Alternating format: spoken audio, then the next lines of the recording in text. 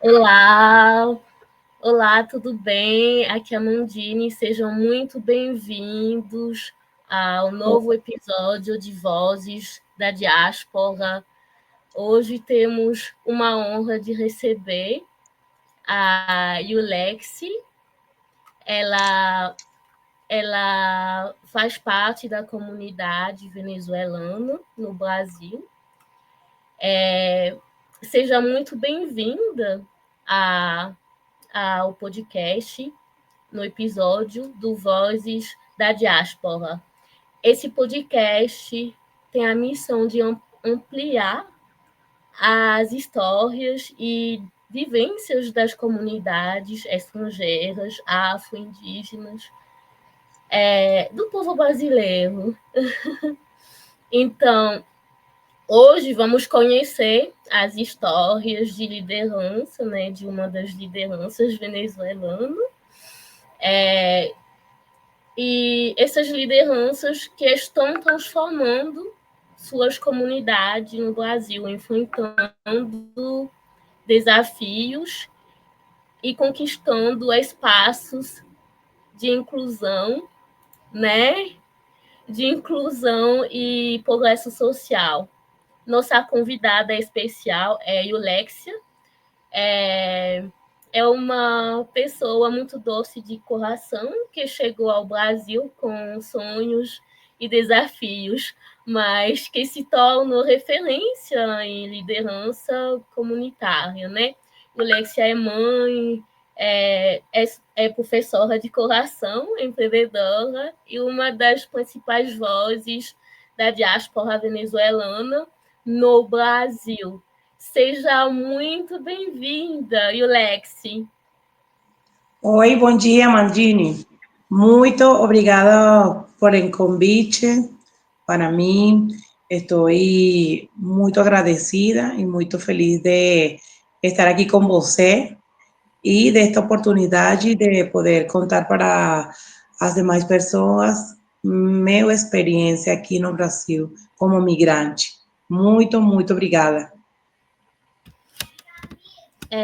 Ouvintes, fiquem. Hoje vamos conhecer, né, um pouquinho da vivência da Yulexi, mas fiquem até o final, porque vamos responder as perguntas enviadas depois pelos nossos ouvintes sobre o tema de hoje. A gente tem selecionado vários. Vamos selecionar várias perguntas, né? E eu mesma apresentarei, né, a convidada, se houver, né, a gente podemos reproduzi-la e ela respondendo, tá bom? Então, Tá bom. Yulexi, antes de entrar na sua trajetória de liderança, queremos enviar, pelo menos, aos nossos ouvintes sobre o tema de hoje, né? Queremos te conhecer um pouquinho melhor, queremos conhecer um pouco mais da sua conexão com a cultura venezuelana, sua experiência no Brasil. Se você tivesse que descrever a Venezuela num sabor, uma música e uma lembrança especial, quais seria? Por favor, pode me repetir essa última parte que não entendi muito bem? Tudo bem. Olha, o Brasil tem a feijoada, o arroz com piqui em Goiás, e na Venezuela tem a arepa, né? Arepa, Você empanada, ainda, cachapa. você ainda mantém a tradição de cozinhar pratos venezuelanos? Como a comida ajudou na adaptação da sua família no Brasil? Sempre aqui em nossa casa cozinhamos a comida de nós. É muito difícil se adaptar a outro tipo de comida. Não é que a gente não gosta, a gente gosta, mas a gente prefere sua comida.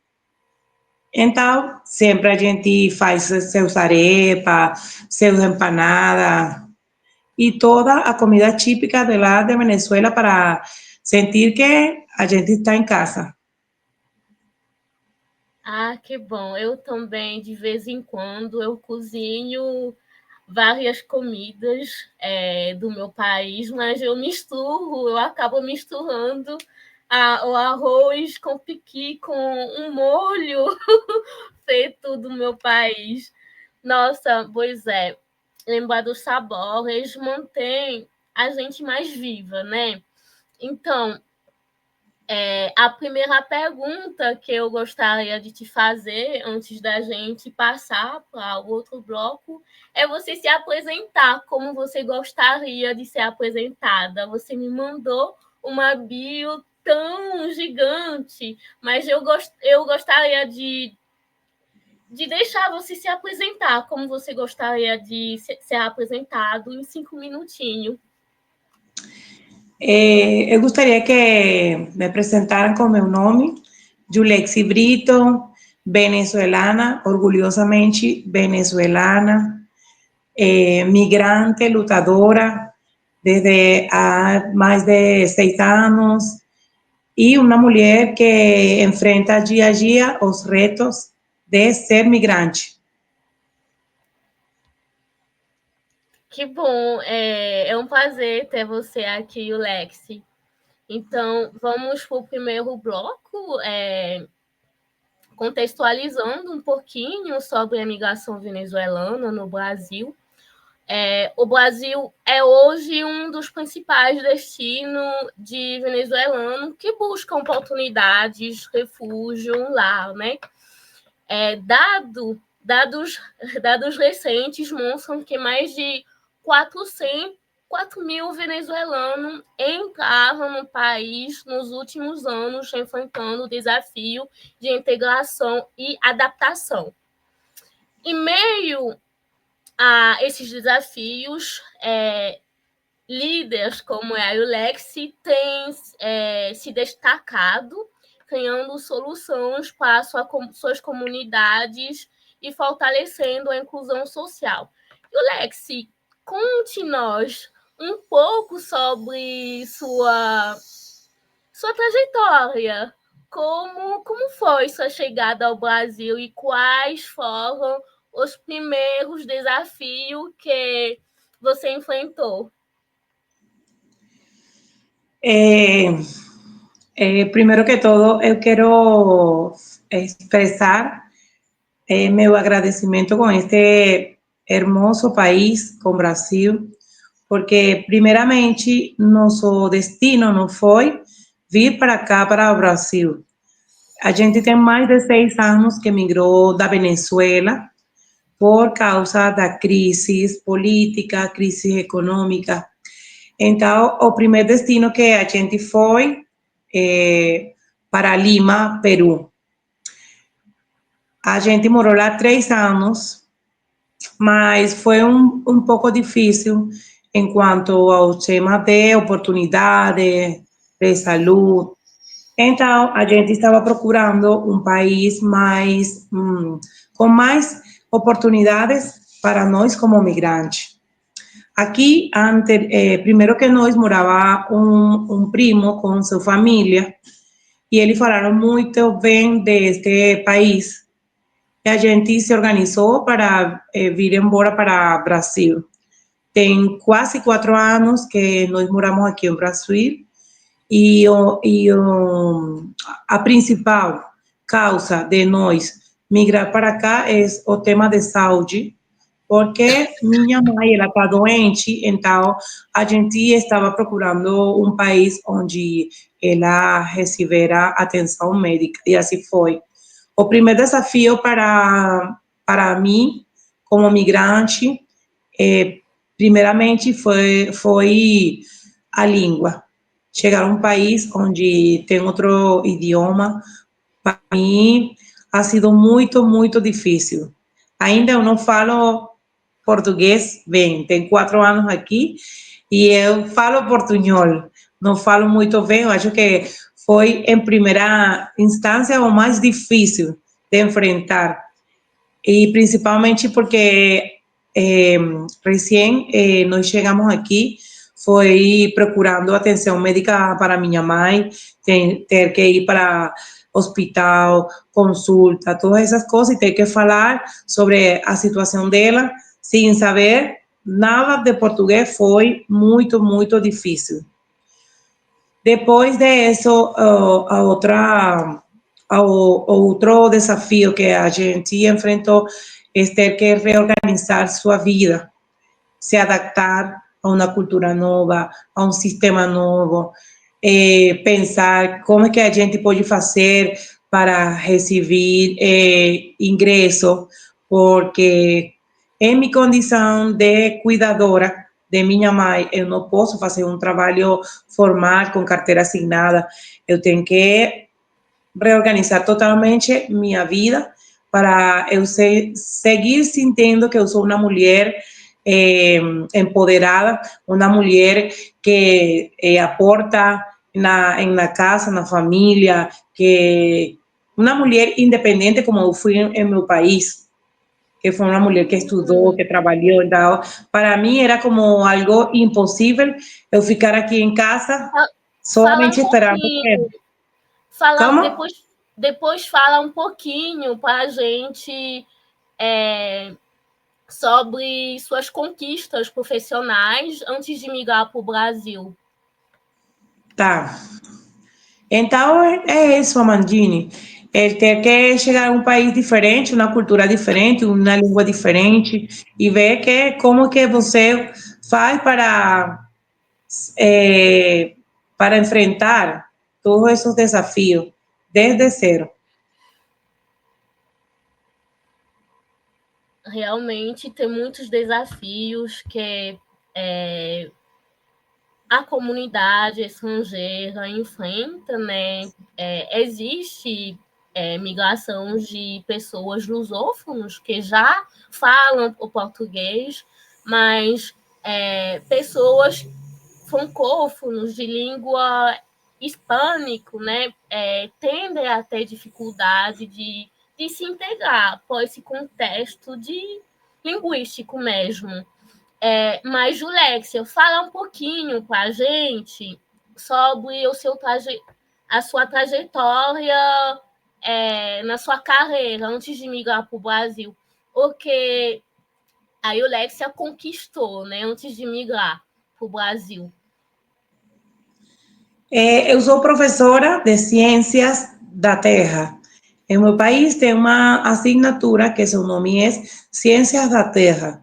É uma assinatura que se ensina em ensino médio, em último ano de ensino médio, e é muito parecida à geografia. Então, eu me formei em uma das melhores faculdades da Venezuela em educação, Universidade Pedagógica Experimental Libertador, em el Instituto Pedagógico de Caracas. Eu sou de Caracas, então essa faculdade é uma das mais reconhecidas em formação de educadores.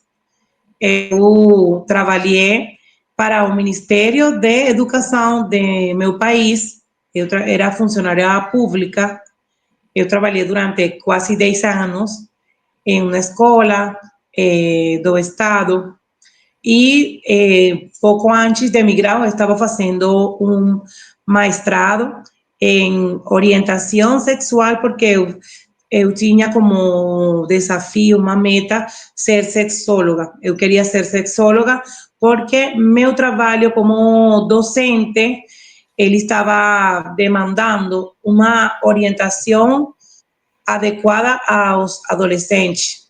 Então, eu queria me formar como orientadora em sexologia para trabalhar em minha escola com projetos de sexualidade.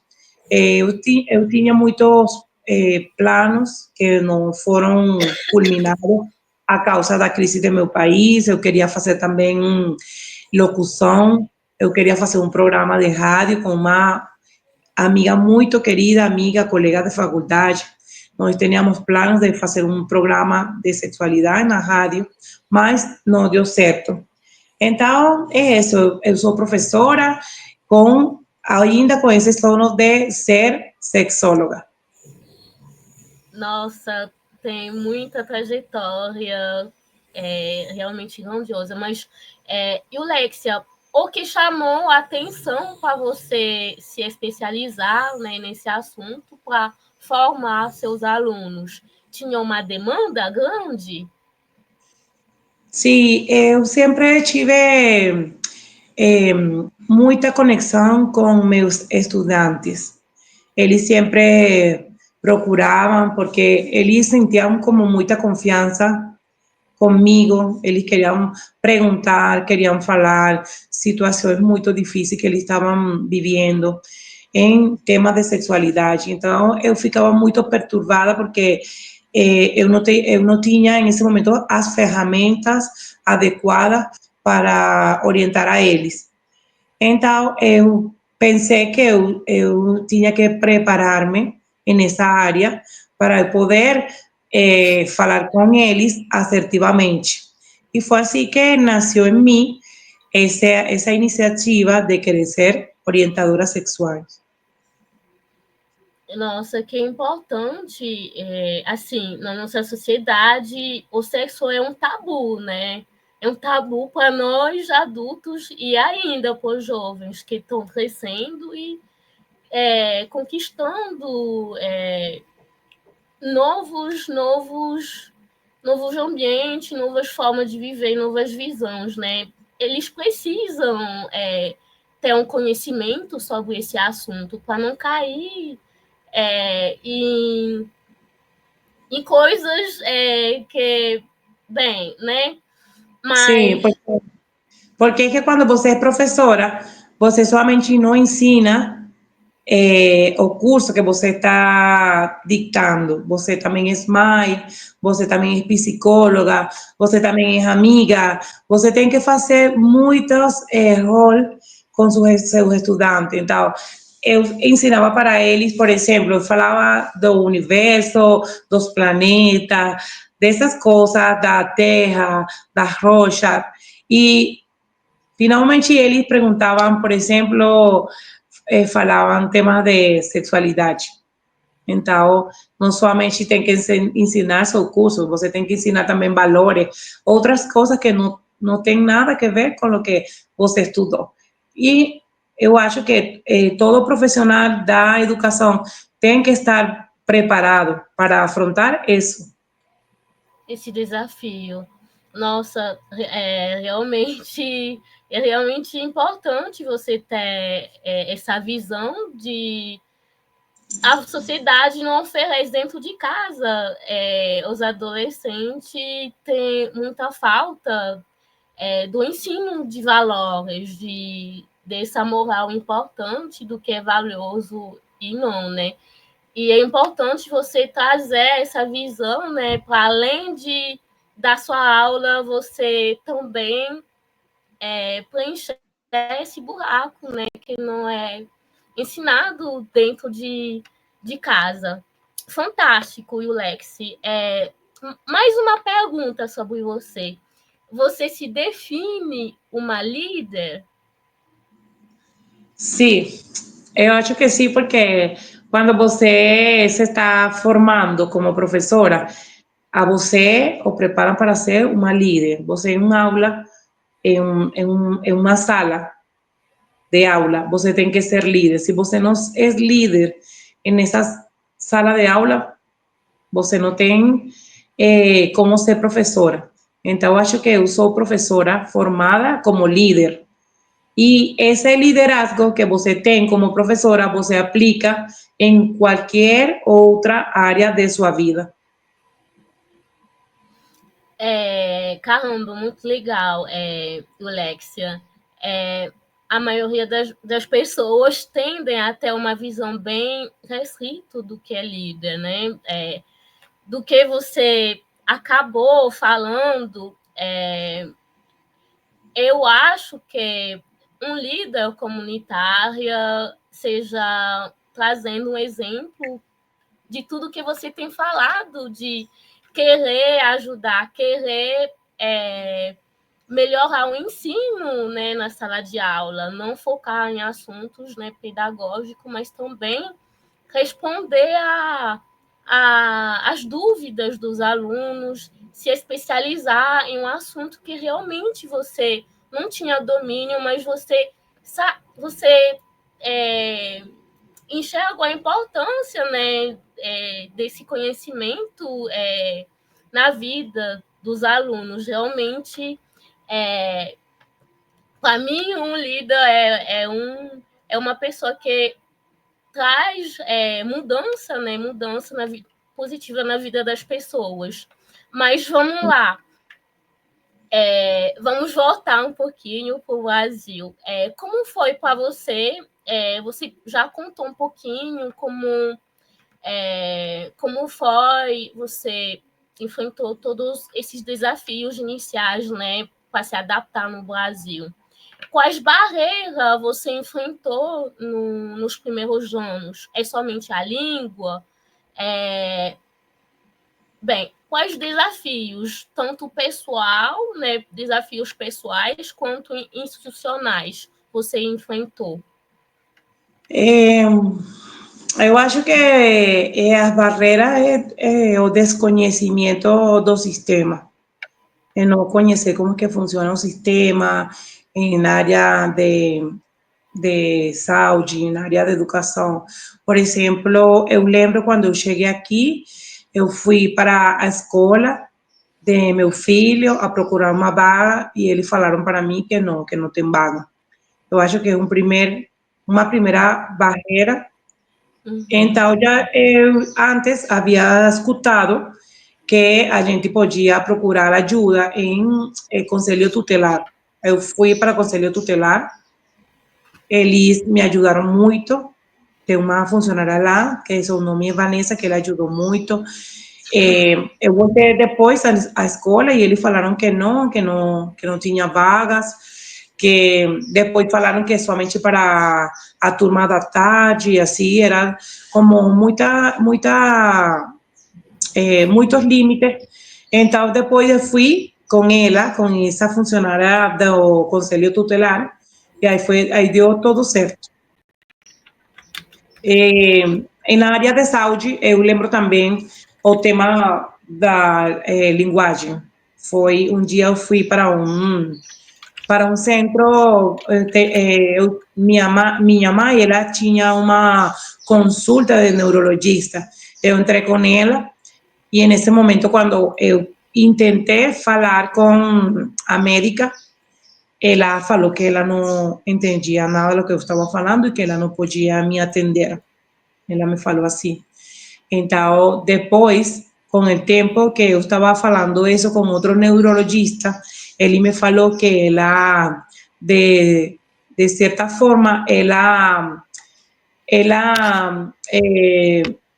não respeitou meu direito como uma paciente, que ele tinha que buscar o jeito de me ajudar, de me escutar, de me atender, e ela não fez isso. Ela falou simplesmente que ela não podia, porque ela não entendia, que a próxima vez que eu fora para lá, eu tinha que procurar um tradutor, que falou com uma moça da recepção, tem que procurar um tradutor, porque eu não posso. Simplesmente ela falou que não entendia. E outro neurologista falou que isso estava ruim, que a próxima vez eu tinha que denunciar isso. Então, o desconhecimento de seu direito, muitas vezes, faz a você vulnerável, porque eu não sabia, eu simplesmente fiquei triste, porque foi longe de onde eu estava morando.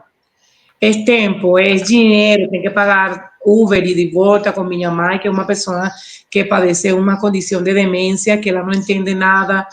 E eu estava em um momento também muito sensível, porque eu desconhecia também a doença dela, eu não sabia o que estava acontecendo, eu estava precisando desesperadamente ajuda para poder entender o que ela estava padeciendo, y eu não recebi esse dia, essa atenção, simplesmente porque ela não entendió ni ela também não procurou o jeito de entender. E eu acho que isso foi muito ruim nesse momento. Nossa, imagino, Yulex. Realmente saber dos direitos que a legislação brasileira oferece para toda a população do território brasileiro. É importante, né, saber que os estrangeiros têm acesso aos bens sociais, né, como saúde, educação, assistência social, justiça, né. É importante não somente educar os funcionários públicos que servem à população, né, sobre esses assuntos, sobre esse tema. Na conferência do Comigan do ano passado, tive essa proposta de formar funcionários multilíngua, né, para poder prestar um atendimento mais inclusiva, né, pra, não somente para os brasileiros, mas também para os estrangeiros que migram, né, e escolhem o Brasil como um lar, né. Mas você, o Lexi, o que você acha que você tive conhecimento sobre essa política pública? O que você acha sobre isso? Não entendi muito a pergunta. Se eu conheço. Você fala se eu conheço. Se você ficou sabendo sobre essa política pública que foi discutido no ano passado, de que precisa de pessoas multilingües em atendimento. Tá. O que você acha sobre isso? Se ajudaria? Tá. Eu acho que você estava falando do plano que propôs a ACNUR, esse plano para os migrantes. Não somente a ACNUR, mas não somente as organizações internacionais, mas as lideranças também comunitárias. Tá, entendi. Mas não, acho que é necessário porque eu acho que o funcionário tem que saber como se manejar, se dirigir com o tema do migrante. Mas eu acho que eles han melhorado um pouco, porque antes, quando eu cheguei aqui no Brasil, que você ia fazer alguma coisa, por exemplo, você ia a um banco ou você vai comprar um chip, uma coisa simples como comprar um chip do telefone, tem problema com o tema de que o CPF não dá certo para cadastrar o chip, coisas assim. Só porque você tem um CPF que fala que você é migrante. Por exemplo, recentemente, um amigo, ele tinha um acidente e ele quebrou um osso do joelho. E ele estava no hospital, ele tinha que fazer uma cirurgia. Então, primeiramente, ele ficou em um UPA, Unidade de Pronto Atendimento. E depois ele foi embora para um hospital. Ele estava precisando um laudo médico que falara o tempo que ele ficou aí, porque ele estava fazendo esse negócio da pensão de INSS. Então, ele está aqui sozinho, ele não tem família, ele mora aqui sozinho no Brasil, sozinho. Ele falou para mim, eu sou sua amiga, e ele falou que eu fora lá a procurar esse laudo. E quando eu cheguei lá, que eu falei com uma moça, ela falou que não podia dar isso para mim. Eu falei, eu expliquei. Ela falou, não, porque você não é parente direito dele, você não é parente dele. Eu falei, ele está sozinho, não tem aqui mãe, pai, irmão, não tem ninguém. E não deu certo. Então, eu acho que tem que ser mais flexível com essas políticas, porque se uma pessoa que está só, que é migrante, que não tem família, que está precisando alguma coisa urgente, eu acho que essas políticas têm que mudar para nós, os migrantes. Muitas coisas que eles desconhecem. Eu acho que o Estado, a prefeitura, não sei qual é o ente que tem que preparar a eles para enfrentar qualquer diligência, qualquer coisa que tem que fazer com nós, os migrantes, porque muitas vezes os funcionários, eles não sabem como fazer com migrantes. Por exemplo, também você vai à Receita Federal, e a maioria, ao princípio, eu fui, recentemente eu fui para lá, mas quando eu cheguei aqui, eles ficavam assim um pouco confusos com algumas coisas de nós e se perguntavam entre eles porque eles não sabiam como é que tinha que fazer. Então, eu acho que é desinformação, desconhecimento e tem que, em todas as entidades públicas, tem que fazer um tipo de formação para eles e mudar algumas normas políticas que eles têm. Concordo plenamente contigo, trazendo experiências de outras pessoas.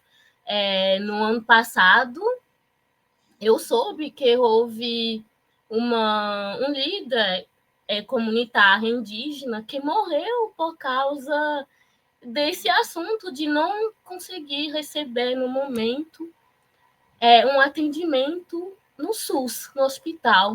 Assim, deixaram a pessoa morrer. Pertinho onde eu moro, aqui em Anápolis, eu soube de um caso também de um casal anglófono falante de inglês, migraram há pouco tempo, mais de um ano, e levaram o neném, né, o neném para o hospital, porque ele tinha um problema intestinal, mas esse problema, assim, aumentou até o neném não conseguia mais, mijar, né, e tal, mas tinha uma ferida grandona na parte íntima do neném. E a família chegando no hospital, passou mais de 2 horas na fila e para ser atendida, a médica, primeiro, não diagnosticou de forma certa o que o neném tinha, porque, pensou que era a família mesmo que causou essa ferida, né, nessa região, né, do neném. E a família não conseguia, assim, se expressar para poder contar o que aconteceu, o diagnóstico, mesmo falando, o atendente ou a médica não entendia, né? E chegou a um ponto que a médica pensou que para resolver era ligar para a polícia e denunciar a família, né? E, assim, de surpresa, houve alguém que falava inglês e prestou um atendimento que normalmente a médica precisava, né? Alguma pessoa do hospital em si precisava ter feito, né? Tem muita gente que passa, né, por situações muito frustrantes para poder ter acesso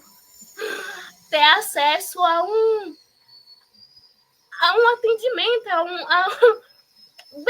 eu acho muito importante discutir sobre esses assuntos, né? E além dos casos que você contou, também é importante que os brasileiros, né, os atendentes, as pessoas precisam saber que a gente tem a mesma documentação, né? CPF, RG, a gente tem documentação e os nossos direitos precisam ser respeitados, né? Eu acho também que na área de educação também é importante que eles tenham inclusão com temas relacionados com a migração, os migrantes, porque tem muita criança aqui que estuda e tem que ter como essa sensibilidade de que tem pessoas de outro país, de outra língua, de outra cultura, incluir um pouco esos temas no currículo de ensino. Por exemplo, também lembro quando eu levei, eu tenho um filho que ele agora tem 10 anos, mas ele começou a estudar aqui com 7 anos. E eu lembro quando eu fui o primeiro dia da escola a levar a ele, eu fui e levei hasta a sala de aula, porque ele não, ainda não falava português e era seu primeiro dia de aula. Eu levei e eu falei com a professora, eu falei, oi, ele é Luigi, ele é estrangeiro, e a linguagem corporal dela foi assim como que era uma situação difícil para ela. Sim, ela perguntou, e ele sabe ler? Eu falei, sim, mas ele não sabe em português, ele sabe no espanhol. Pero a cara dela era assim como preocupada, como que agora o que eu faço com este menino que não fala português, não sabe escrever português, não sabe ler português. Mas, graças a Deus, deu muito certo. A primeira reunião dos pais, primeiro bimestre, ela falou que ele era muito esperto. Eu fiquei muito feliz. Porque também ele estava em uma idade onde o aprendizagem para ele é muito mais fácil. Pero sí, yo acho que en las escuelas tienen que tener un poco de inclusión con esos temas para que estos estudiantes ellos vayan también asumiendo que tienen personas migrantes, extranjeras, y ellos tienen que acolher. Porque también tengo un filho de 16 años que quando ele começou aqui, ele estava com 13, 14 anos, começou. E ele, os primeiros dias, ele ficava muito chateado, ele chorava, ele falava que os colegas falavam chinês, que falavam gringo e ele não gostava. O primeiro ano foi muito difícil para ele e ele ficou chorando, falou que ele não queria morar aqui, que ele não gostava, que ele não se adaptava. E era porque ele não sentiu essa receptividade com os colegas. Mas agora, graças a Deus, já todo essa foi superado.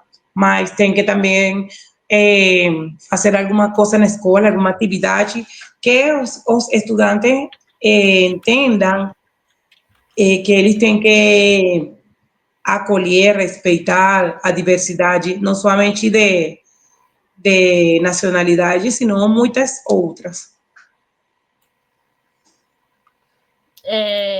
Caramba, você tem resumido tudo assim sobre acolhimento, inclusão. É uma linguagem que não é popularizado, né? Seja na escola, nas instituições de ensino superior, até em instituições em outros aspectos, financeiro e outros. Porque a gente fala de acolhimento e inclusão, são conceitos que envolvem o respeito, a valorização de pessoas, né, de grupos que não têm a mesma vivência, que não tem a mesma vivência que outros. Amadine, eu também entendo que quizás para muitas cidades é algo novo e eles têm que se adaptar. Porque eu lembro quando eu cheguei aqui, eu estava na rua, estava no supermercado falando, e a gente não percebia de que país a gente era. A gente ficava de olho assim, perguntava, você onde são?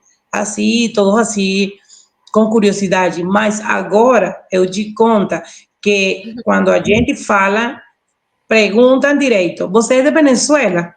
Então, acho que ele já se vai adaptando mais e mais e já conhecem, como falam aqui, o sotaque do venezuelano. Eles já sabem que é uma comunidade. Eu falo algumas vezes com brasileiro, falo, não sei se você sabe que aqui mora muito. Sim, eu sei, eu conheço venezuelano, porque a realidade atual no tema da migração é que a maioria dos migrantes, a maior porcentagem de migrantes agora aqui em Goiânia e Aparecida de Goiânia são os venezuelanos. Tem colombiano, tem do continente africano, tem cubano, mas a maioria da população migrante é de Venezuela.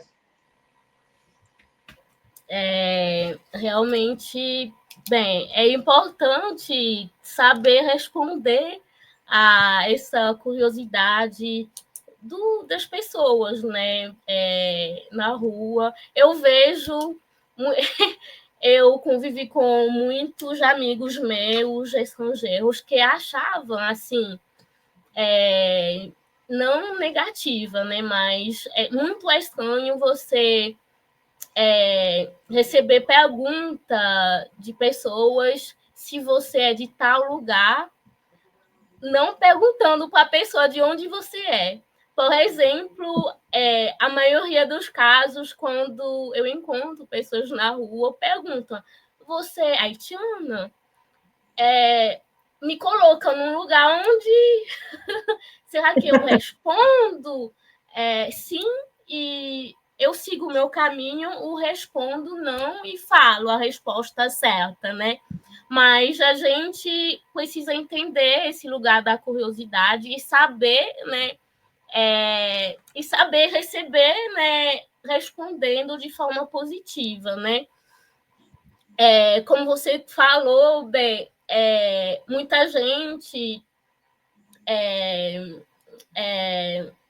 vive nesse Goiânia, né, Anápolis e outras cidades de Goiás.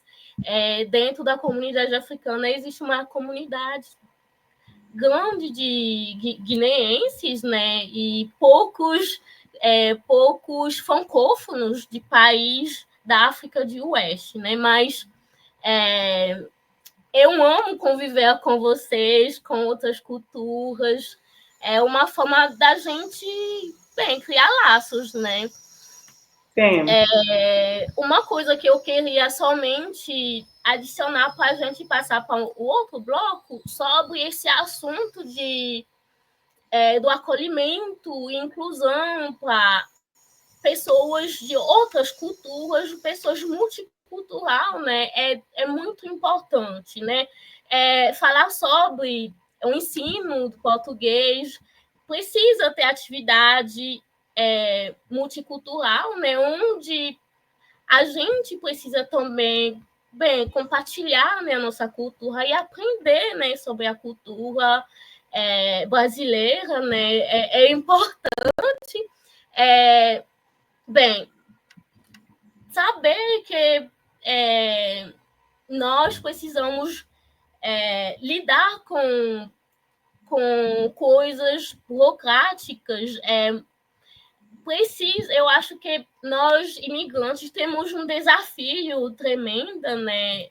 Não somente as pessoas daqui, né, de ser aberto, mas nós também, a gente enfrenta uma questão, né, um desafio burocrático de saber que a gente é diferente e não negar aquilo, mas sempre estar aberto em ter o contato com o outro, né?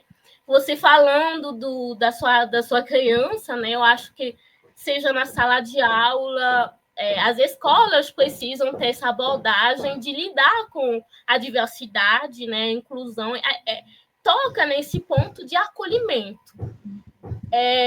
Trazer a pessoa diferente para perto e educar as outras pessoas que, mesmo tendo uma bagagem cultural, né, ela é igual a você e até tem como aproveitar dessa bagagem cultural, né, da sua criança para toda a sala, né, assim.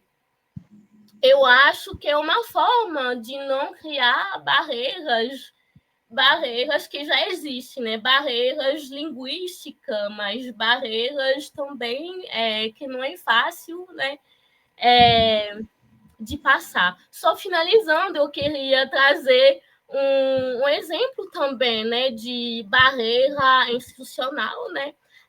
Tem bancos, por exemplo, ou instituições que não aceitam o nosso RG estrangeiro para liberar empréstimo bancário.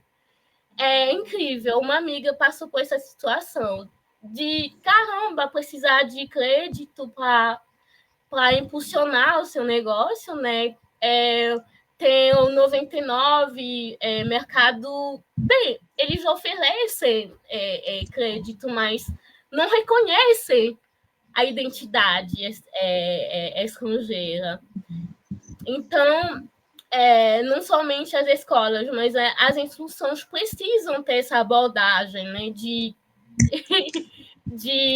trazer esses valores para dentro das instituições. Então, passando para o próximo bloco, Yulex, quais conquistas você destacaria como resultado de trabalho da comunidade venezuelana no Brasil? Quais projetos você tem atuado como líder comunitária? Eu acho que a maior conquista para mim é o reconhecimento como líder, o reconhecimento de meus compatriotas, que eles me falam coisas muito lindas. Tem pessoas com as que eu já fiz amizade, e ser como essa pessoa que a gente quer, como falo, não sei como falar, assim como uma pessoa que a gente procura quando precisa de alguma ajuda. Tem muitas pessoas que como perguntam você qualquer ajuda? coisa. Que tipo de serviço? Que tipo de serviço, ajuda você tende a oferecer? Não, eu te falo porque eu sinto muitas vezes que eu sou um banco de informação. Para qualquer coisa a gente me fala. Julex, você sabe onde eu posso comprar um bom? Julia, você sabe onde eu posso ir para fazer tal coisa? Julia, onde que eu posso fazer? Então, muitas vezes eu fico um pouco perturbada porque são muitas mensagens que estão chegando, mas eu sempre tenho a disposição de ajudar, assim seja com uma informação, sempre. E eu acho que essa é uma característica de minha personalidade. Eu sinto que eu sou uma pessoa solidária, porque eu sempre quero ajudar, não importa se eu não recebo nada a cambio, mas é assim. Então, atualmente eu trabalho de forma independente. Eu trabalho com uma pessoa que tem uma casa de câmbio, falam assim, dessas pessoas que têm um negócio que para poder enviar dinheiro para a Venezuela. Porque a maioria dos migrantes tem a responsabilidade de ajudar a sua família lá na Venezuela. Então, eu trabalho com uma gente que ele tem uma casa de câmbio, ele, por exemplo, recebem aqui em reais e entregam lá na Venezuela em bolívares, que é a nota ou a moneda oficial. Então, eu trabalho com isso. Eu trabalho também com trâmites migratórios. Eu faço por um valor módico, porque sim, eu quero aqui falar uma coisa muito importante para mim, Amandine, porque eu sei que realmente a Polícia Federal, eles não cobram por fazer o trâmite, aunque atualmente eles estão cobrando, muitas pessoas estão cobrando por fazer o trâmite, lo que legalmente é autorização de residência, ou renovação, o documento físico, eles cobram, mas você sabe como migrante que tem um processo onde você tem uma declaração de hipossuficiência para você pedir que exonerar o pagamento dessas taxas, né?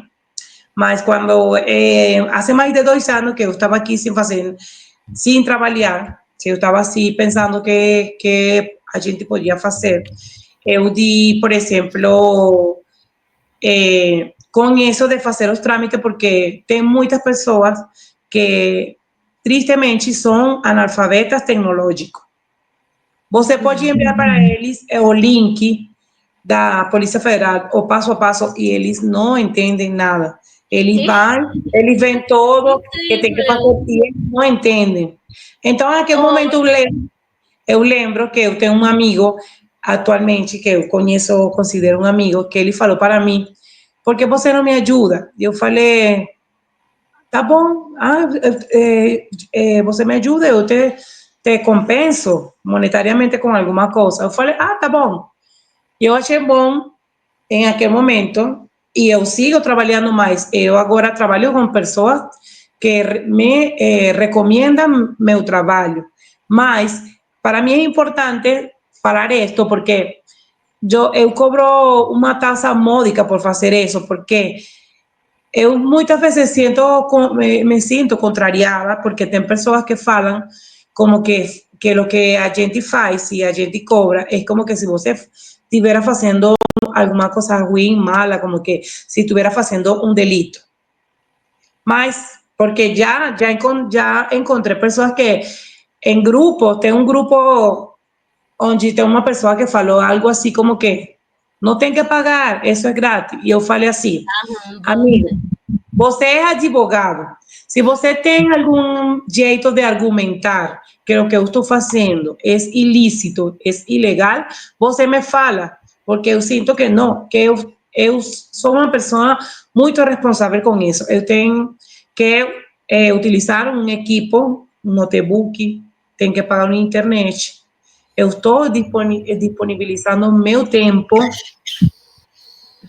Estou disponibilizando meu tempo, estou disponibilizando mi raciocínio, mi intelecto para fazer isso. E eu não, eu sei de pessoas, eu já soube de pessoas que cobram R$ 700. Recentemente, um primo foi para onde uma pessoa que está nesses grupos, uma pessoa africana, não sei de qual país, e ele estava cobrando R$ 700. Quando eu já fiz a metade do processo, a meu primo, eu ajudei, agendei, e esta pessoa está cobrando esse dinheiro. Recentemente eu também vi por Instagram uma companhia que se encarga de fazer trâmites migratórios e eles cobram por ajudar a fazer autorização de residência R$ 2.700. Meu Deus! E eu fiquei impressionada. Eu fiquei, quê? E eu cobro uma taxa módica de R$ 100, porque, como eu te falei antes, eu tive que organizar minha vida para buscar a forma de ter ingresso. Eu vi isso uma oportunidade, porque sempre tem pessoas que... E tem pessoas assim, que falam assim, eles falam, não, eu não estou com paciência, eu não gosto disso, eu não entendo nada, você me ajuda, eu te pago. Então, eu me sinto muitas vezes como que tem uma contradição de valores, porque tem pessoas que te fazem sentir como que você está fazendo um delito, e eu acho que não é assim, porque eu não posso, lamentavelmente, tristemente, eu não posso dedicar tanto tempo a ajudar tantas pessoas sem receber nada, porque é uma realidade. Eu também sou uma pessoa que precisa. Eu te falo isto porque para mim é importante falar isso aqui, porque já eu fui em um grupo de WhatsApp de migrantes, eu fui como señalada por isso, eu me senti mal. Eu falei para esta pessoa, se você tem algum argumento legal, que me fale, porque você é advogado e o advogado cobra por uma assessoria. Se você vai em um escritório que está perto da Polícia Federal, aí cobra 1.000 e tantos reais por fazer esses negócios. Você me entende o que eu tenho que falar? Eu quero esclarecer isso aqui agora, a hora que eu estou fazendo. Não sei se você tem conhecimento da comunidade comigo, da comunidade dos migrantes em Goiás que se está recentemente iniciando. Você conhece? Não. Agora, aqui em Aparecida, em Goiânia, se está iniciando uma comunidade comigo, esse é o nome, Comunidade de Migrantes em Goiás. Ela está sendo dirigida principalmente por Saturnina da Costa, que ela trabalha com um vereador, o vereador Fabrício Rosa. E eles estão organizando-se aí. Eu faço parte da comunidade como líder migrante da comunidade venezuelana. Não tem mais pessoas que têm esse interesse de participar. Tem pessoas desse continente, de África, de Haití, de Colômbia. Não, de Colômbia não tem, ainda não tem. De Cuba. E a gente está se organizando para fazer muitas coisas em prol dos migrantes. Uma coisa dessa é que eles estão ajudando com o tema dos documentos. Na comunidade tem um grupo que se chama Polícia Federal, e aí você entra como migrante, você procura uma ajuda, e eles te dirigem a um agente se não, não acredito se é da UFG, mas tem um pessoal que você vai, você marca com ele, você vai, ele faz o registro migratório, eles te orientam quais são os documentos, mas eles te falam que você tem que agendar. Então, agora, o que eu faço? Se chega alguma pessoa, eu falo, amiga, tem essa comunidade, tem esse grupo, aí é gratuito, você aí não vai pagar nenhuma coisa. E, por exemplo, um último cliente que chegou a mim falou, eu falei isso, falou, amiga, eu estou sem tempo, eu não tenho, se ele vai falar que eu tenho que ir para algum lugar a fazer isso eu estou muito corrida com o trabalho, eu trabalho muito, faço diário, trabalho em um hospital, eu não posso. Eu prefiro que você faça e eu pago a taxa que você cobra. Então, eu pensei nesse momento, nossa, então, eu não tenho por que sentir mal, porque realmente, se eu estou falando que tem uma ajuda gratuita, mas o que eu estou fazendo, eu acho que não tem nada de ilegal, nada de... Não, realmente não tem nada de ilegal, porque você enxergou uma dor, né? Uma dor de muita gente. Vamos explicar um pouquinho o cenário para os ouvintes que estão ouvindo a gente, né? Que a Polícia Federal criou uma burocracia grandona para a população estrangeira para poder lidar com a parte documental, né? Tudo está digitalizado. E nem muita gente tem uma educação, né, digital, né? Você tendo esse conhecimento, você está se oferecendo para ajudar. E enquanto mulher que paga, né, sua conta de luz, suas necessidades, infelizmente, como líder comunitária também, você não recebe apoio nem de polícia, nem de nenhuma instituição para oferecer esse trâmite, né? Que normalmente a Polícia Federal precisa estar oferecendo, mas existe realmente em várias comunidades senegaleses e outros pessoas se aproveitando, né, dessa ignorância digital das pessoas, cobrando um valor absurdo, mas você tornou esse serviço muito acessível, né? Não, Amadi, sim. além disso, também, a partir de tanta burocracia da Polícia Federal e o desconhecimento tecnológico das pessoas, também é um fator de tempo e de paciência, porque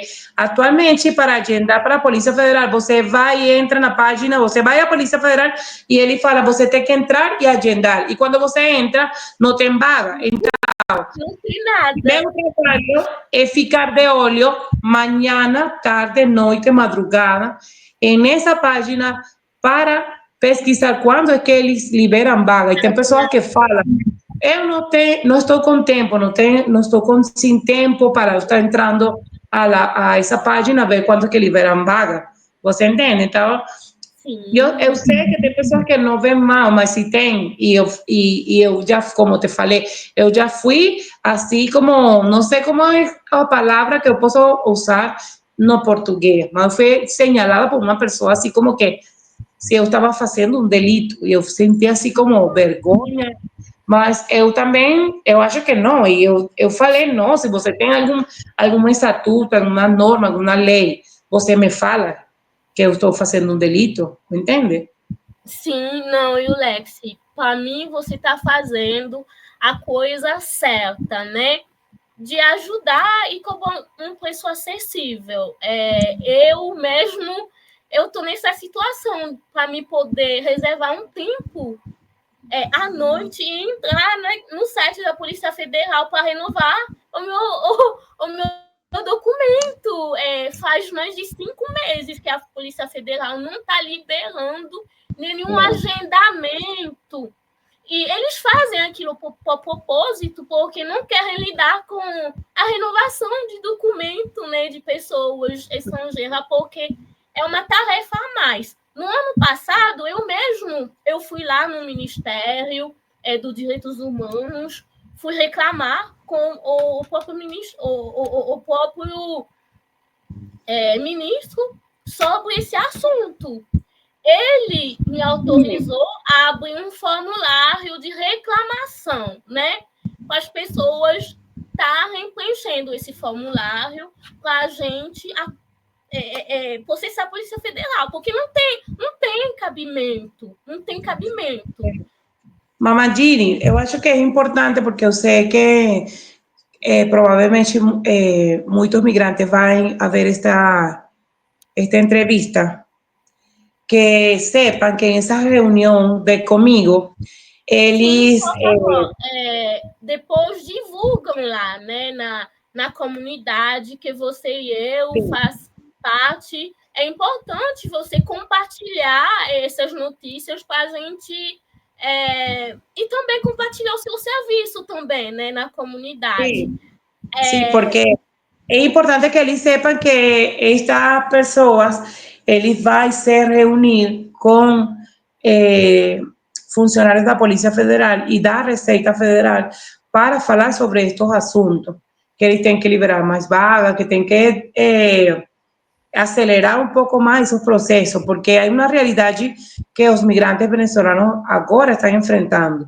que é o seguinte: o documento venezolano não está sendo aceitado na Receita Federal para sacar o CPF. Tem que ir primeiro à Polícia Federal. Então, eu sou migrante que estou chegando hoje aqui a Goiânia. Eu preciso trabalhar, eu preciso pagar comida, aluguel, muitos precisam enviar dinheiro à Venezuela. Então, o mínimo documento que eles precisam para pegar um trabalho é o CPF, para depois pegar a carteira de trabalho digital. Então, o que está acontecendo no caso dos venezolanos? Que a maioria não tem passaporte. Venezuela, ter passaporte é uma burocracia muito grande e um dinheiro, é um custo muito alto. Então, as pessoas de Venezuela migram somente com o documento de Venezuela, cédula de identidade.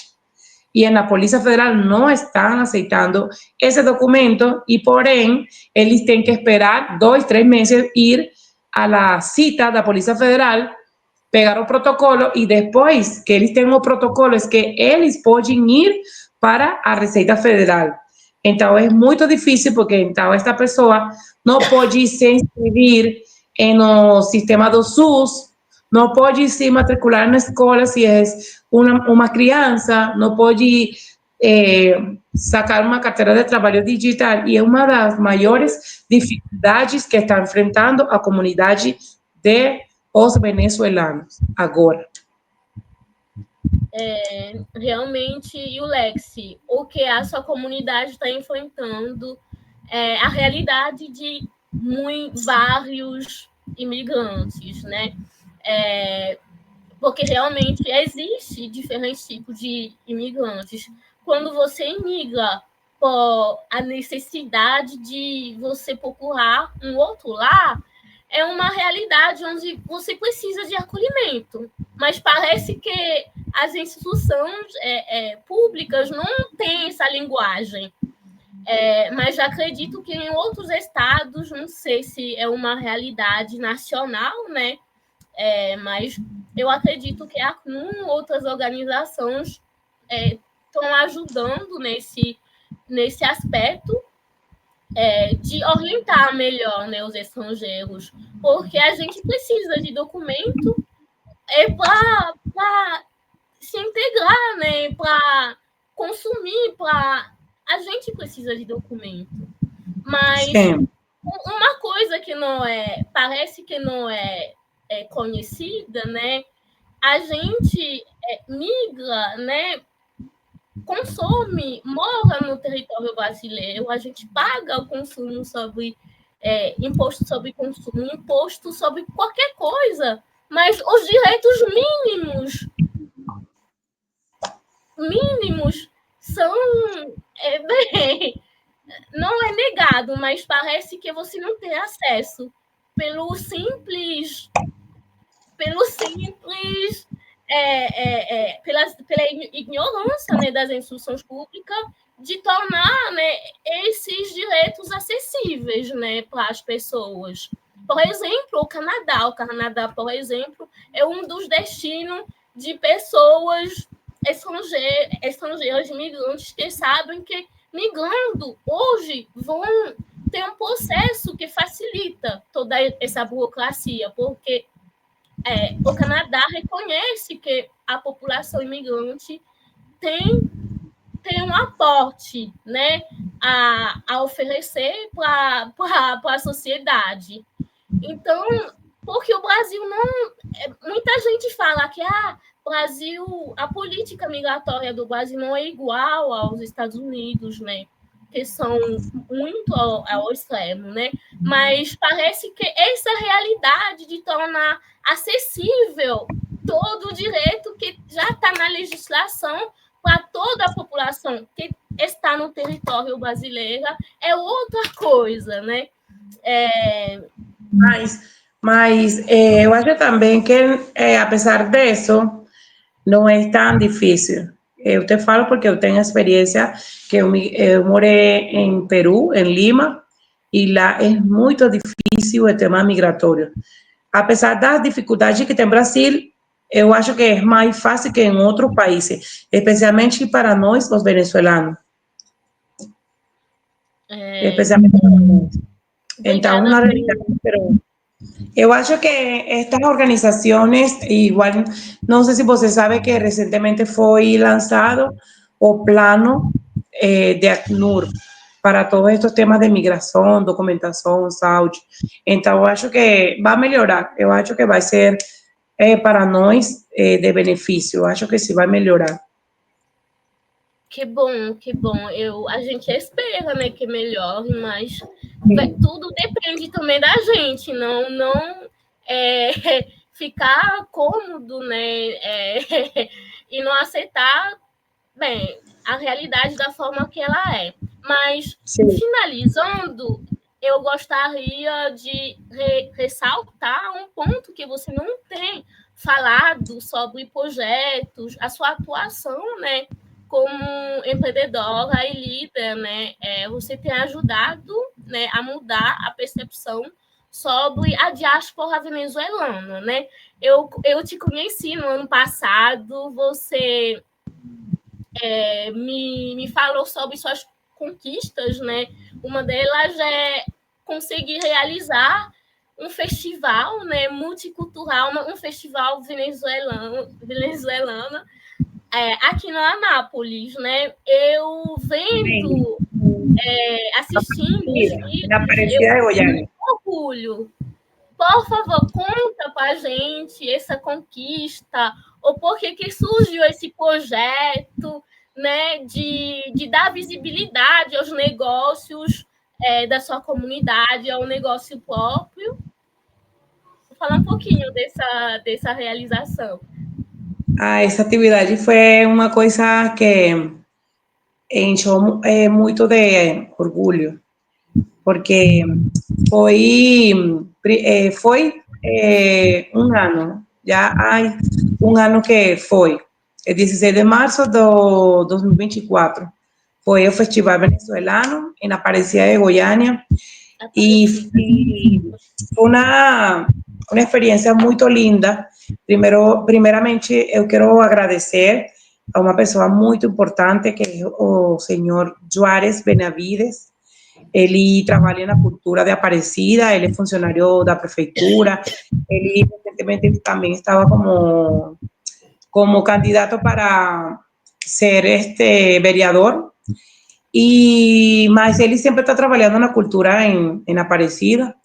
Eu pensei nesse projeto porque eu visualizei fazer uma atividade onde nós, os venezuelanos, fomentáramos o intercâmbio cultural, onde a gente apresentara nossa comida, nossa música, e que a gente veja que os venezuelanos bons são mais. ¿Por qué? Porque lamentablemente en el mundo tem una versión muchas veces errada de los venezolanos. Como todo país, tem pessoas que são ruins, tem pessoas que são delinquentes, tem pessoas que não aportam nada positivo a la sociedade. Mas esse número é pequenininho em comparação dos venezolanos que emigramos para fazer a diferença, trabalhando, estudando, aportando positivamente. E eu quis que a população de Brasil tivesse essa experiência de conhecer um pouco mais de nossas costumes. E foi assim que eu planteei este projeto para o senhor Juarez e ele, junto comigo, apresentamos lá na Secretaria da Prefeitura da Aparecida e foi possível, foi uma atividade muito linda, onde a gente se organizou com outros empreendedores, pessoas que estão aqui em Brasil, que eles estão trabalhando com comida de Venezuela, que eles estão fazendo também coisas positivas, estão trabalhando, estão lutando dia a dia. Eu falei com ele, a gente se organizou e desenvolveu essa atividade da primeira atividade cultural de venezolano. Foi muito linda, foi um dia, todo dia. Aí a gente teve dança venezuelana, comida, artesanato. Eu vendi esse dia, eu empreendi vendendo camisetas com desenho de Venezuela, boné também com desenho de Venezuela. E a galera de Venezuela que foi para lá, eles ficaram muito felizes. Ficaram tão felizes que eles pediram fazer novamente. Depois de aí, a gente organizou a Feria Domingueira. Eu acho que vai como uns 4 ou 5 férias domingueiras que a gente já ha feito. A última foi de carnaval, temática de carnaval.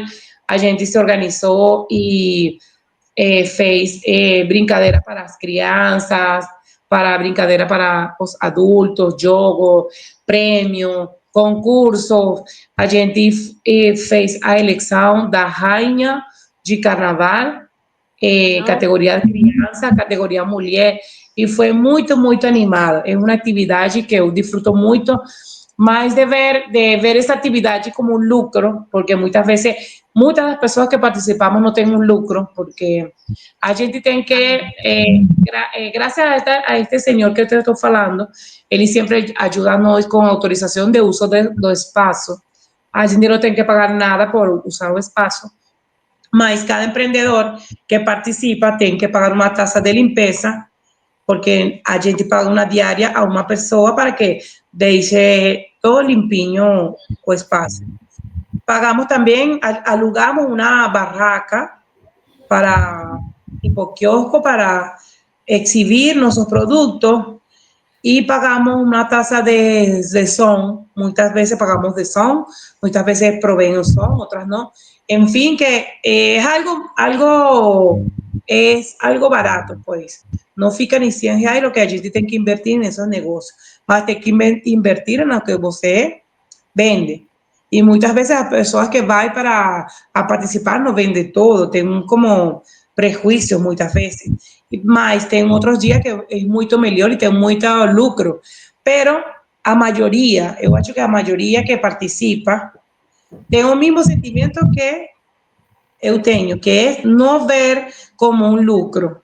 A gente não vê como um lucro, a gente vê como um espaço de nós, como comunidade venezuelana, para se reunir, compartilhar, para criar laço, fortalecer nossa comunidade, porque eu já vi, por exemplo, comunidade como os colombianos, os cubanos, que eu acho que eles são como muito desunidos, eles não têm como muito relacionamento. E eu percebo que a comunidade venezuelana, já todos conhecemos, todos os conhecemos. Já eu moro aqui em Aparecida, você é daquele Carlos que mora lá em Goiânia, longe daqui, mas eu sei que ele vende produto da Venezuela. Eu sei que em outro setor, mais longe também, tem outra galera que vende comida de Venezuela. Então, a gente se conhece, a gente intercambia, porque também nessa atividade, nessa feira domingueira, não somente participa a comunidade venezuelana, você vai encontrar lá também colombianos, brasileiros, que vai e compartilham com nós. Então, um intercâmbio cultural que para mim é muito, muito produtivo, porque é uma atividade de inclusão, é uma atividade de fortalecer as relações dos migrantes de diferentes países, dos nacionais daqui, do Brasil.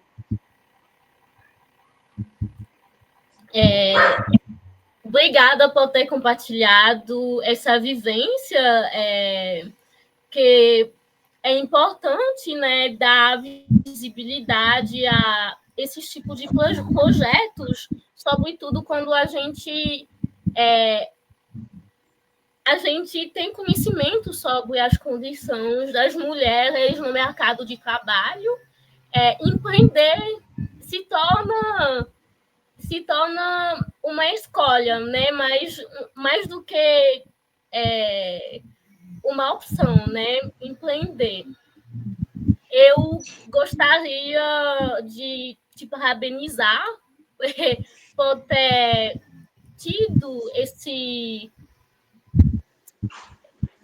essa força de dar visibilidade não somente à sua cultura, né, mas enxergar que precisa até um tipo de troca cultural, né, de trazer uma contribuição simbólica, né, de compartilhar a sua cultura, a cultura da sua comunidade com o povo, né, brasileiro, e também fortalecer no mesmo tempo os relacionamentos, né, entre sua comunidade. Realmente existem comunidades que nem têm nome de comunidade, né, igual a comunidade africana. Bem, muita gente guineense tem laços com a sua comunidade, mas essa comunidade, será que estão fazendo esse trabalho que você está fazendo? Eu, por exemplo, eu sou francófona desde que eu migrei aqui, né? Eu tentei me incluir com outras comunidades, mas esse trabalho parece um esforço, é só você que faz, né? Não ter um convite da outra parte. Mas no ano passado, gostaria de agradecer você ter me convidado. Eu também tenho te convidado a várias oportunidades, né, para a gente realizar algo conjunto. E uma coisa que eu queria destacar, né, nos anos passados, aqui na Universidade Federal, a gente também organizava eventos multiculturais no dia de celebração da Semana Africana. Era um momento onde a gente tinha contato com não somente pessoas da África, mas de outros países, cubanos, de vários continentes. Era uma forma da gente contribuir, né? A gente não se focava nesse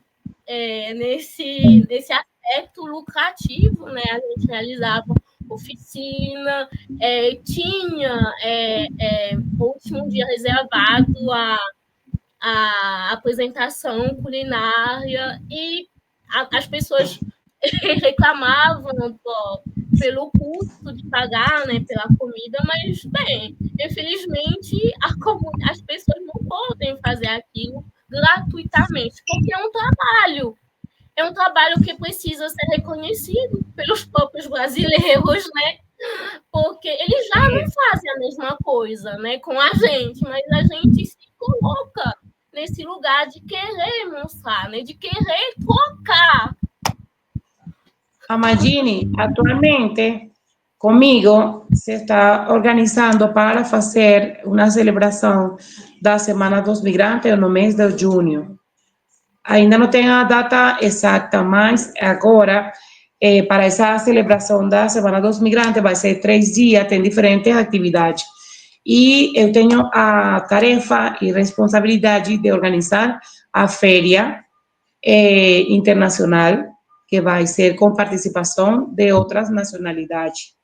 Você está convidada para que você faça parte dessa feira, porque vai ser uma feira de todos os países e também outros continentes, porque não somente Latinoamérica, sino também os irmãos da África. Então, você está convidada. Obrigada. É importante você compartilhar, né, essas oportunidades no grupo que eu tenho criado para a gente se fortalecer entre diferentes comunidades estrangeiras, né? E espero que seja por parte da sua comunidade e também por parte de outras comunidades, vamos se fortalecendo e criando eventos onde a gente possa contribuir com o negócio próprio, né? E também contribuir para dar visibilidade a esse trabalho, né? Que não é tão reconhecido. Sim, Eu sim. gostaria de de fazer algumas perguntas, né? Você tem falado da sua atuação como professora, migrou e virou uma empreendedora. Eu gostaria de te perguntar, né? Você fazendo parte da sua família enquanto mulher, foi fácil para você se projetar como empreendedora?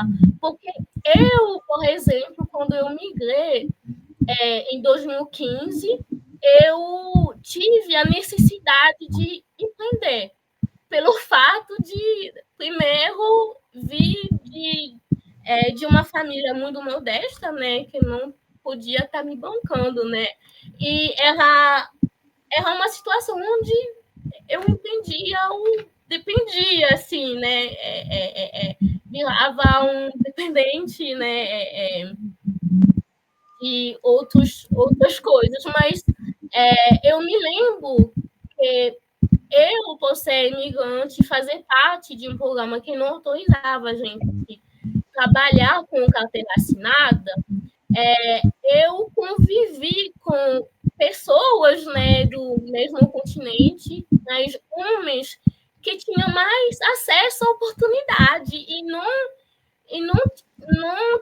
é, é, e não fazia esse trabalho de apoiar, né, as outras mulheres, né, como eles falam, né, é Raul Beninense, que eu perguntei para ele como você conseguiu esse trabalho. Ele somente riu na minha cara, né, assim, como eu não podia ter acesso à oportunidade que ele tinha acesso, bem, eu me virar, né? E não ter esse laço fraterno entre os homens, né, da mesma nacionalidade, do mesmo continente, é igual também para as mulheres entre nós. É muito difícil encontrar, é mais fácil, na verdade, encontrar os homens que migram, mas tem esse acesso, né, ao apoio de outras pessoas, homens, mas nós mulheres a gente não tem essa estrutura, né, de se apoiar entre nós. Eu queria saber um pouquinho de você, como foi ser empreendedora, uma mulher, como foi para você? Eu acho que o dia a dia vai te dictando como os parâmetros, porque não é uma coisa que você planeja, é uma coisa que vai saindo sozinha. Ou seja, eu quando estava mais nova, que eu estava fazendo faculdade, eu sim estava com vontade de trabalhar, de ser profissional, mas nunca eu pensei em que iba a estar como eu estou agora, assim, empreendendo em diversas coisas, não. Eu achava assim minha vida, assim como que eu sempre iba a ser professora, profissional. Eu nunca pensei que iba a ter que ir embora de meu país e que iba a ter que ver como pensar em, em reorganizar minha vida, em como nunca pensé eso. O sea, eu achava que mi zona de confort siempre iba a ser esa. Siempre iba a estar trabajando na escola, iba a estar fazendo para o que eu me formei. Mas depois, quando eu saí de meu país, eu tive que enfrentar uma realidade muito difícil. Eu fiquei muitas vezes com muita tristeza de ver como, por exemplo, lounge, eu estava com muitas, com poucas oportunidades de exercer minha carreira. Sin embargo, eu trabalhei lá em Peru, eu trabalhei em uma escola privada. Durante 6 meses trabalhei como professora de criança. Foi muito linda a experiência com ele, com as crianças, mas foi muito difícil o tema da xenofobia. Foi difícil porque eu fui vítima de xenofobia por parte de colegas do trabalho, de mismos estudantes de 12, 13 anos. Eu experimentei situações assim de comentários muito fortes, muito ruins, de xenofobia. Então, falei depois que eu não queria trabalhar mais. Aí, não queria trabalhar mais. A gente desistiu da ideia de trabalhar lá na escola, porque tanto os colegas, também pais, que eles não gostavam muito de mim, somente por ser venezuelano.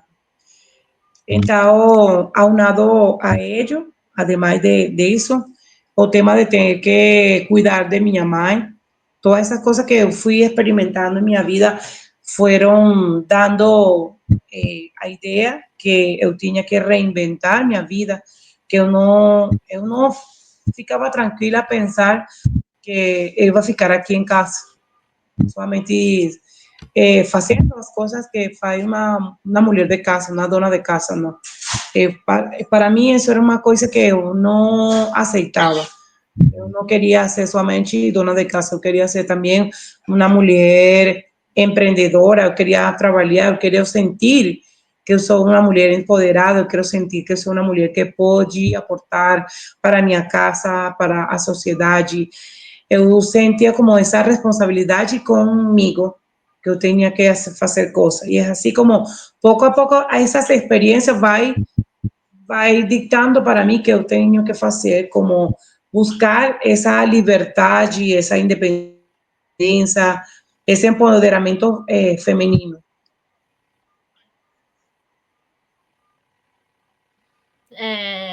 Que bom que você teve esse senso, né, de escolher tomar decisões, de ser independente, né, empreender, né.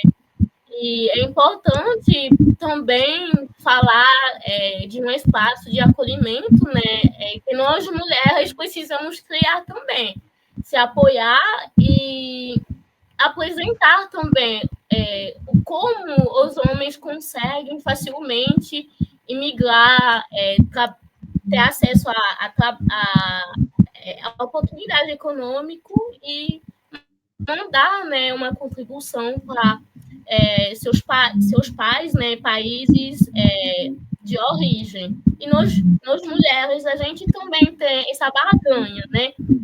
Mas a gente precisa reconhecer que precisa-se não somente ter esse posicionamento de querer, né, ser independente, mas ter esse espaço de acolhimento entre nós facilita muito, porque os homens têm esse acesso, né, fácil. Nós, mulheres, a gente precisa criar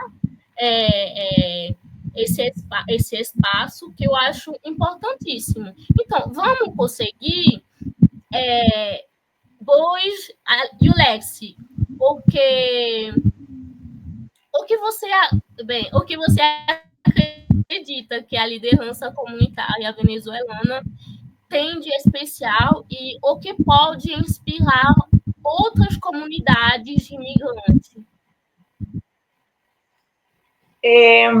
Eu acho que nós somos exemplo de luta, porque nos últimos anos a comunidade venezuelana faz muito barulho no mundo, não somente aqui em Brasil, Estados Unidos, Europa, Latinoamérica. Eu sempre falo, não sei como se fala em português, não sei, mas os venezolanos, de um tempo para cá, estamos en el ojo del huracán, no sé cómo se fala huracán en portugués. ¿Sabe cómo se fala? Huracán. Eu acho que é a mesma palavra. Então, os venezolanos, en los últimos años, somos noticia en el mundo. Lastimosamente y tristemente, los venezolanos muchas veces somos noticias negativas, porque en países que no exaltan o positivo, sino o negativo. Por ejemplo, o que es Perú, que es mi experiencia más, que eu posso falar com argumento. Eles têm notícias, tem um jornal muito amarelo, não sei como se fala em português, ellos son muy amarillistas, as noticias son siempre de un jeito que no es nada ético. Entonces, los venezolanos, por ejemplo, falamos, antes en Perú no existía delincuencia, no existían cosas ruins, hasta que llegamos venezolanos. Entonces, yo acho que nós, os venezolanos, temos un compromiso social muy grande, porque nós temos a responsabilidade de desmitificar esos prejuicios, esse preconceito que muitas vezes tem muito sobre nós. Então, nós temos uma responsabilidade de fazer as coisas bem, de que as demais nacionalidades venham mais de aquele que roubou ou que fez alguma coisa mal, que venham que a maioria somos profissionais que emigramos a trabalhar assim fora limpando. Tem muito médico, advogado, professores, muitos profissionais que eles estão em outros países trabalhando, limpando,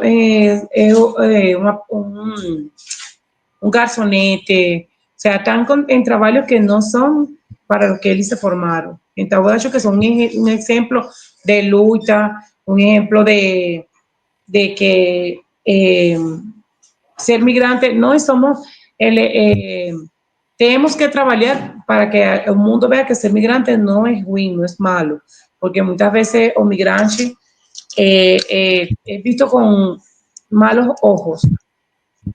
Sim. Porque uma pessoa que vai para outro país a tirar o trabalho do nacional, por exemplo. Então, não é assim. A gente somente está procurando uma oportunidade melhor para si, para sua família. A gente está procurando progresso, está procurando uma melhor qualidade de vida, está procurando viver o que pode viver em seu país. Então, não, eu acho que todos os migrantes somos a mesma coisa, todos somos iguais, só que os venezolanos ultimamente somos notícia no mundo. Então, eu acho que passa despercebido outra nacionalidade, pode passar desapercebida, mas o venezolano ultimamente hace barulho no mundo. Em todo mundo faz barulho por alguma coisa. Então, sempre estão ficando de olho para nós. Então, nós temos muita responsabilidade de fazer as coisas bem. Eu concordo com você. Realmente, a comunidade venezuelana precisa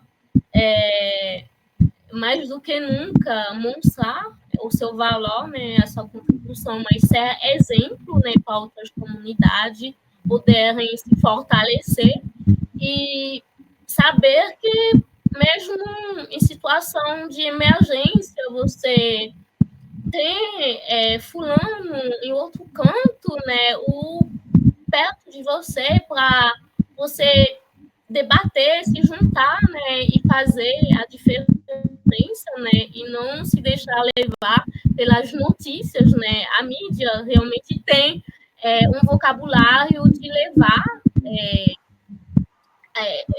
os acontecimentos, né,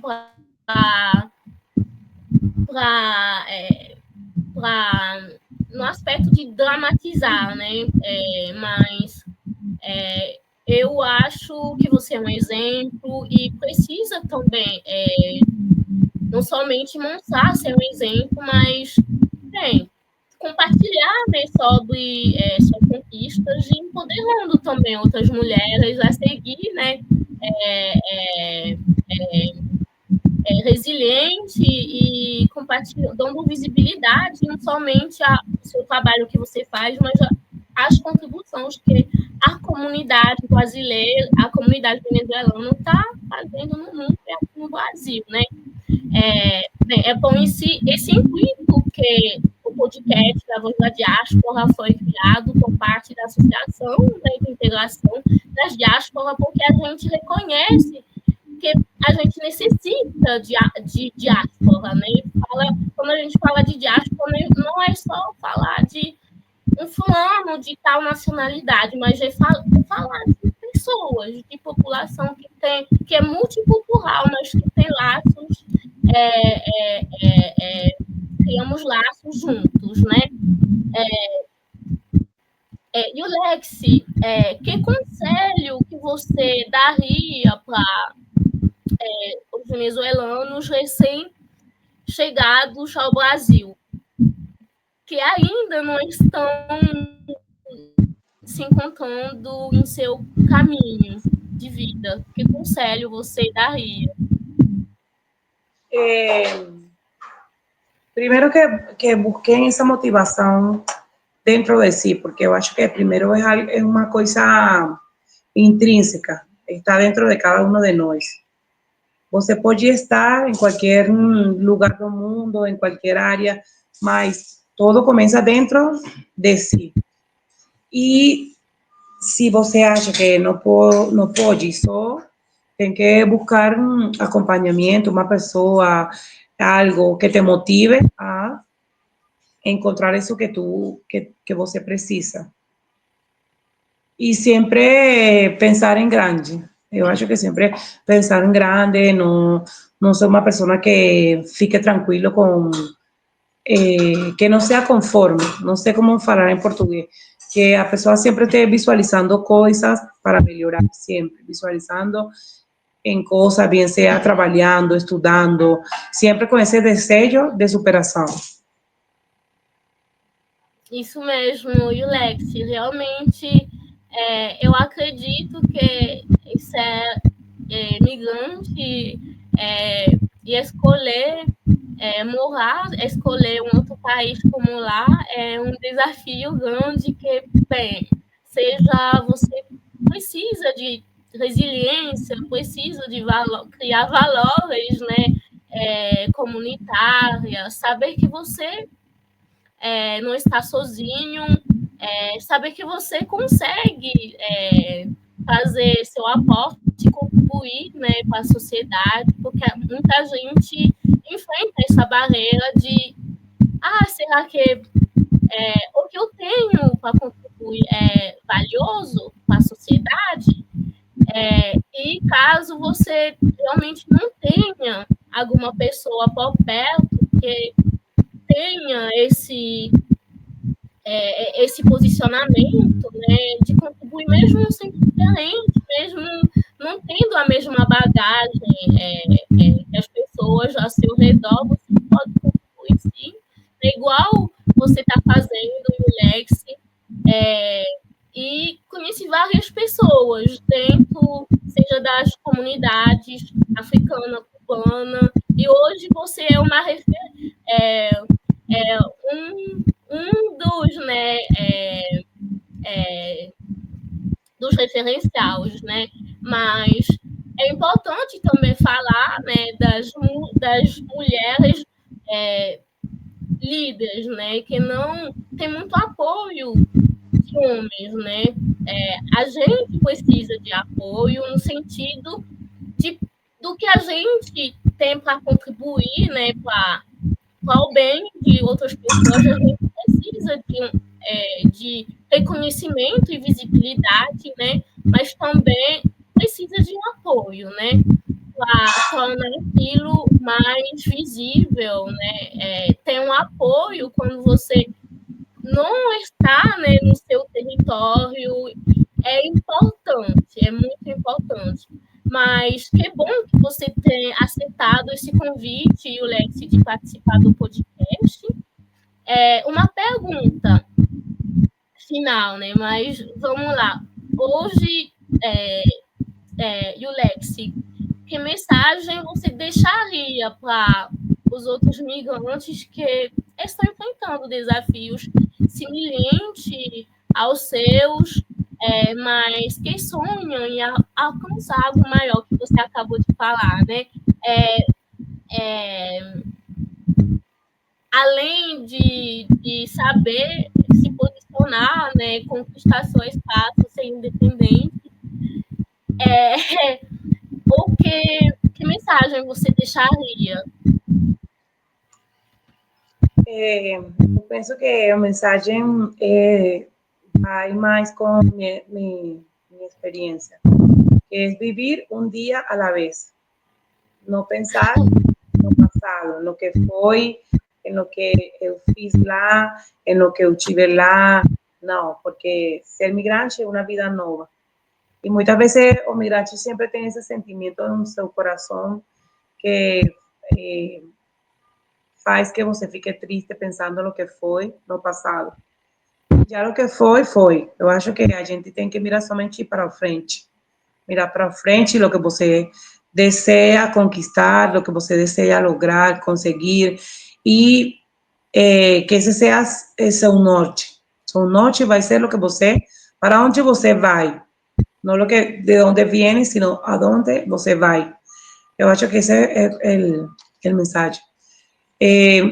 Focar todas as energias em lo que você quer fazer, em lo que você deseja conquistar, sem pensar no passado, porque eu pessoalmente, quando eu penso muito lá na Venezuela, nas coisas que eu fiz, em lo que eu conquistei, em lo que eu sonhei lá, eu fico triste. Então, eu acho que não dá certo pensar no passado. Hay que viver aqui e agora. Essa é a mensagem que eu dou. Obrigada pela mensagem, ouvintes. Espero que vocês recebem essa mensagem inspiradora, né, e de esperança, né? Então, bem, vamos finalizar. A história da Iulex mostra para a gente que a liderança nasce de necessidade e de vontade de ajudar, né? Mas nenhuma mudança acontece sozinha, né? Vocês ouviram ela falando que houve pessoas brasileiras que apoiaram o projeto dela e teve outros compatriotas, né, que apoiavam ela na sua caminhada, em seus projetos. Como cada um de nós pôde apoiar a inclusão e a valorização das comunidades migrantes, das comunidades diversas, né, indígenas e outras, né? Pois hoje vivemos num mundo globalizado, né? Não existe somente o nós, né? Enquanto identidade, nacionalidade, mas a gente convive com outras pessoas de outras culturas, né? Mesmo eu me lembro, estando no meu país, eu consumia muitas muitas notícias de culturas estrangeiras. A gente vive num mundo globalizado. A gente cultivar, né, esses valores que temos destacado, né, no podcast, a gente cultivar a diversidade, a inclusão, o acolhimento, né, é muito importante. E também, finalizando, né, lembrando que o Voz, o podcast Vozes da Diáspora, é realizado em parceria com o Núcleo de Direitos Humanos, né, da UFG, que fortalecem o nosso compromisso em ampliar, né, as vozes da diáspora. No momento, estamos realizando o podcast online, né? Espero que mais para frente teremos a oportunidade de lançar, fazer os podcasts ao vivo. E também compartilhar sobre a Associação de Imigração das Diásporas, que é um espaço criado para nós, estrangeiros, podemos criar esse laço diaspórico, né? Saber que a população, né, a população afro-indígena, mas também a população venezuelana, a comunidade venezuelana, a comunidade cubana, a comunidade de outras culturas também precisam ter voz, precisam ter reconhecimento, e gostaria de agradecer a vocês, ouvintes. Se você gostou desse episódio, compartilhe com sua rede e siga a Voz da Diáspora nas nossas redes sociais. Vamos juntos dar visibilidade a essas histórias e construir um espaço de inclusão. E no próximo episódio teremos outros e outras convidadas para a gente falar de movimento cultural, né, em Brasília, em Goiás, né? Vamos ter vários convidados muito legais, né, de outros estados também. Então, eu gostaria de agradecer e até a próxima. Tchau, tchau. Tchau, obrigada.